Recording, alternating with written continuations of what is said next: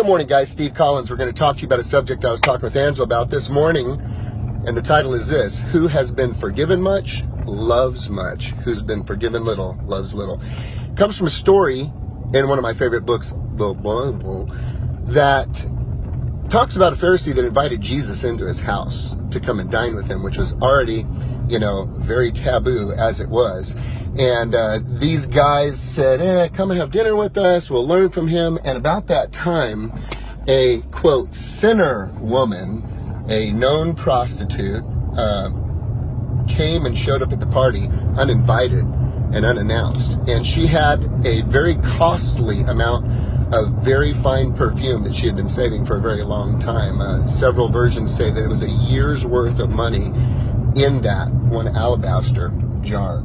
And when she saw Jesus, she began to weep, fell at his feet, and wept so heavily that she began to clean his feet with her tears and her hair. And she broke open this alabaster of perfume and anointed his feet. And all the guys in the room began to talk about her, and they talk about Jesus.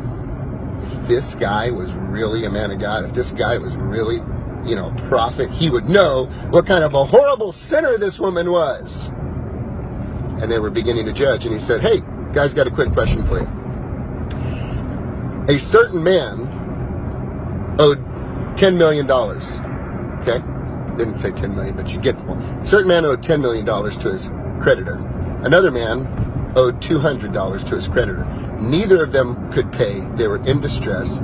So the creditor wiped out both of their debts. Which of those men do you think loved the creditor more? And the Pharisee said, obviously the guy who was forgiven the bigger debt. He said, absolutely. I came into your house. You didn't really greet me with a kiss. She hasn't stopped kissing my feet since I came in here. You didn't offer me water. She's been watering my feet and cleaning my feet with her tears. You didn't show me any love or respect, and she hasn't stopped showing me love or respect because she knows her sins are forgiven because they were great. So I tell you this principle: who's been forgiven much loves much. Who's been forgiven little loves little.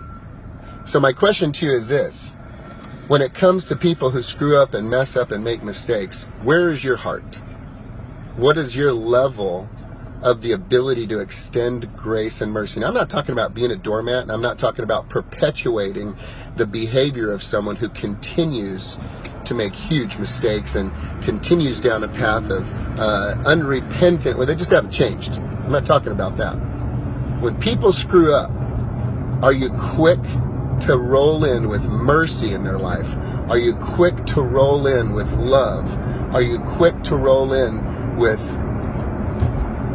that covering sense of, hey man, I know because I've been forgiven, I forgive you too? Or do you step into judgment?